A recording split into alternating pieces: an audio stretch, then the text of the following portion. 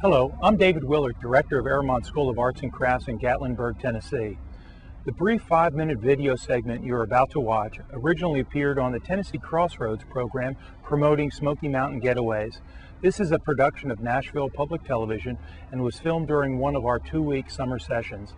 This footage offers a glimpse of the rich history of the school and the energy and creativity an Arrowmont experience affords. Our extensive programs occur year-round and include 1- and 2-week workshops during the spring and summer, as well as weekend and 1-week workshops throughout the fall. Community classes for adults and children are offered during the winter. Students of all ages and ability levels travel from as close as next door to as far-reaching as around the world come to Arrowmont. National and international media conferences, lectures, gallery receptions, and concerts attract diverse crowds of all ages. Arrowmont's campus is also home to 5 artists each year who are selected for our 11th-month Artist in Residence program. Residents are instrumental in our community outreach by teaching classes that impact over 3,000 school children in the county each year. We also offer studio assistantships, work study, and scholarships for students to offset the cost of attending a class at Arrowmont.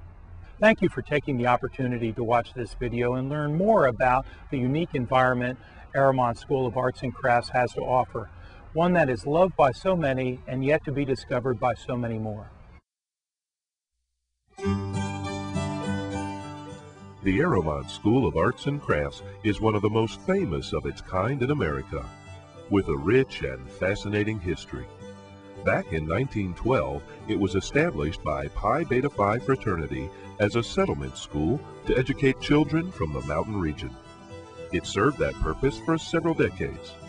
When these students began showing their gratitude by bringing handmade crafts to their teachers, well, a new form of mountain-born education soon followed.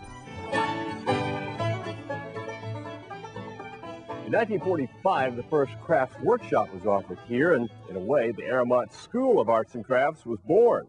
Today, it attracts about 2,500 students a year from all over the world, each with a common creative goal. I think the outcome is always the same. People leave here enriched. People leave here changed. They tell us that, and that's what keeps us going. Bill Griffith is an artist himself and now assistant director of this unique school where students come from all over the country to spend a week or 2 totally immersing themselves in their chosen craft. Whether it's wood turning, pottery, enameling, paint, or a dozen others, their skill levels may vary, but according to Bill, their experience is usually the same. I think people make lifelong friends here. The faculty make great contacts professionally here. Some of the students, it changes their lives, and they may meet that person that is going to help them the next step ladder up in their career or their personal development. So the total immersion and bonding is, I think that's the extra perk that happens that students are unaware of until they actually experience it here. Arrowmont prides itself in attracting top-notch visiting faculty members whose works appear in this gallery. Artists like Jack Slintz, who can teach you how to make decorative pieces like this in his wood-turning class.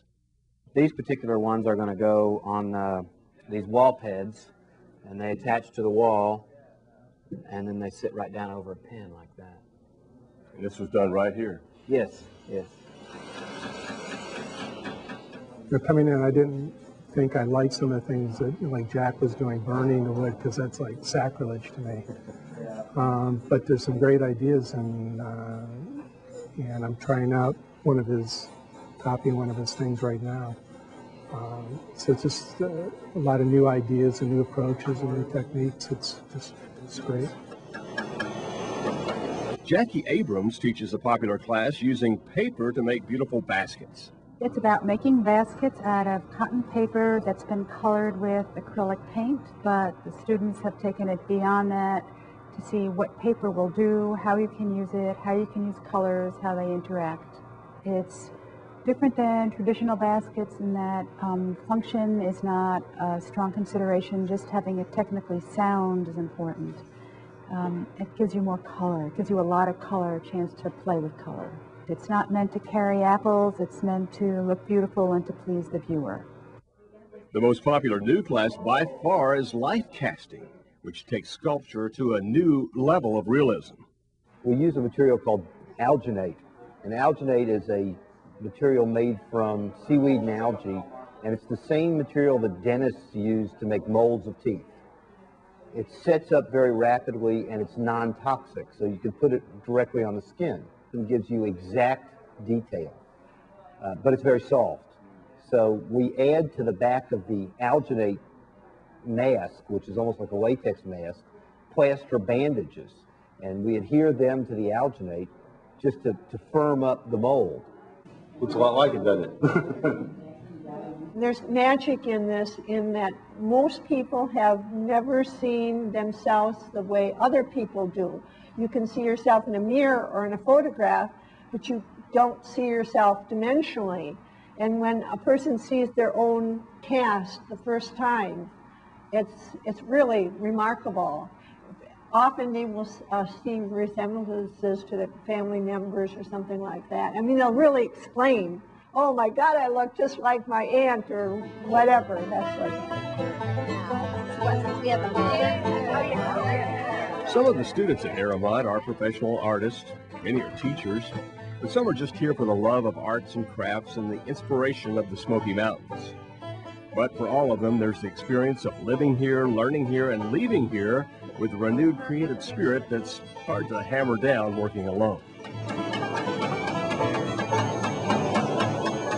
We all learn from each other, and we've all grown together as a class and as artists and as individuals, all trying to attain one goal, which is to perfect and further develop our life casting skills. So it's really a great sense of community here. It's the food.